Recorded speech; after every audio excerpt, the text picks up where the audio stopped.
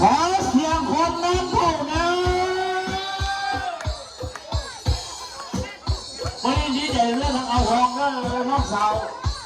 สั่งน้องสีเขียวเรื่องเนาะ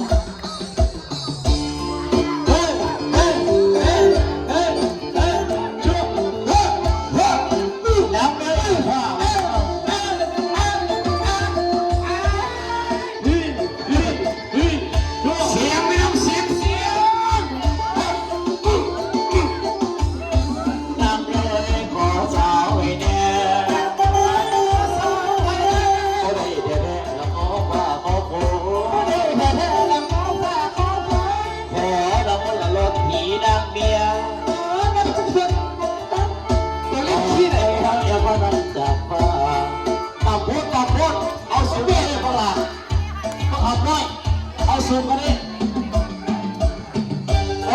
พี่บอกว่าคิดว่าจะได้อันนี้ก็เราทำด้วยครับทำได้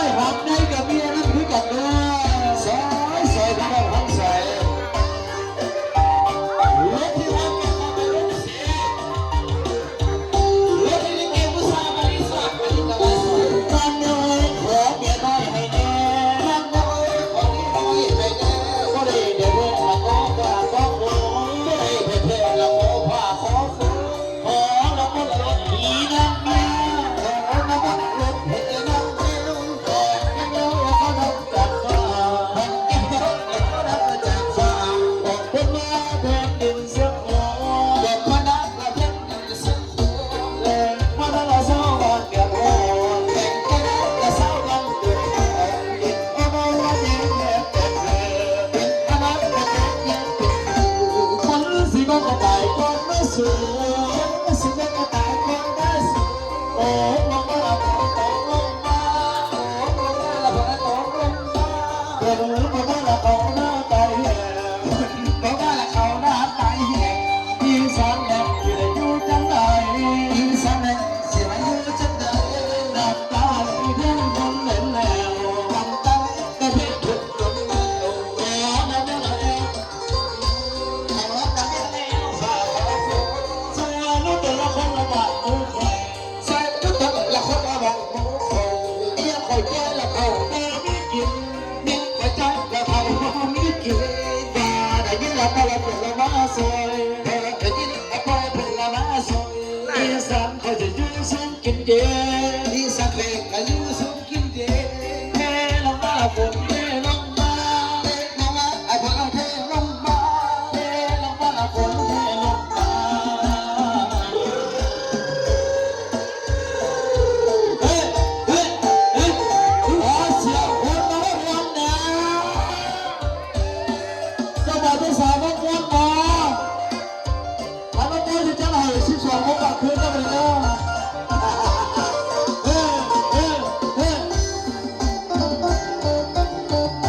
แอลลงมาละฝนตกลงมาฝนลงมาฝนตกลงมาฝนลงมาละเขาหน้าตายแหงฝนลงมาละเขาหน้าตายแหงมีสันแหลงจะได้อยู่จังใดมีสันแหลงจะได้อยู่จังใดน้ำตาไหลกระทั่งฝนหล่นแล้วน้ำตาไหลกระทั่งฝนหล่นแล้วขอน้ำตาไหลฝากขอโอ้ขอน้ำแม่ไหลฝากขอโอ้สวยรู้แต่ละคนละบ้านละโดนใครสวยรู้แต่ละคนละบ้านละโดนใครเมียไปแย่ละเขามันไม่เมียหีใจละเขาไม่เกี่ยวได้ยินละพอละผลละมาซอยได้ยินละพอผลละมาซอยอีสานเขาจะอยู่สูงกินเย็นอีสานเขาอยู่สูงกินเย็นลงมาละฝนเทลงมาลงมาละฝนเทลงมาลงมาละฝนเทลงมาลงมาละฝนเทลงมาเอาไปสิเราแยกยามฟ้าแดงทองริโก้let's goพาไปแล้วกันเดี๋ยวไปรุ่นเด้อ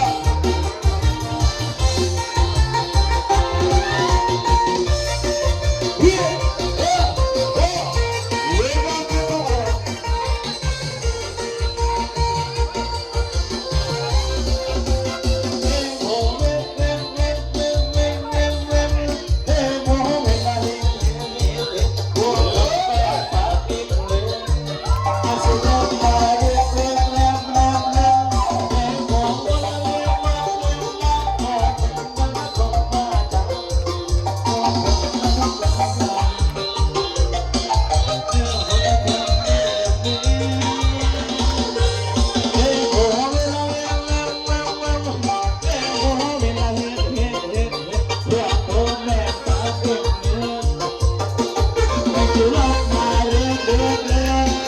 เรื่อยแล้วนะก็ไม่มีอะไร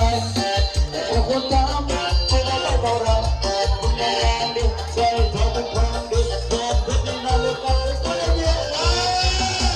ตัวมันก็ไม่รู้อะไร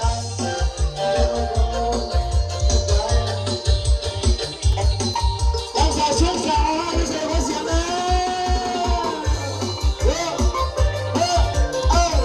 ขอเดียวเดียวนะขอเดียวนะ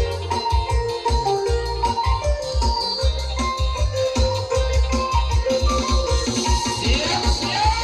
เรื่องตัวเรื่องเรื่องเรื่องเรื่องเรื่องเรื่องเรื่องเวลาเยอะเห็นเห็นเห็นอย่าหอมแบบฟังเอง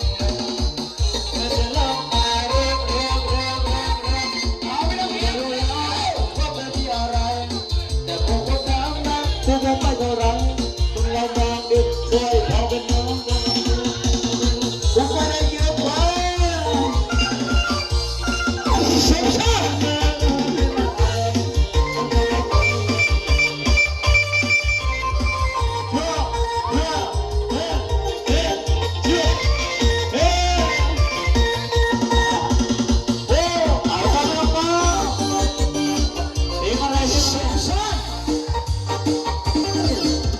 โอ้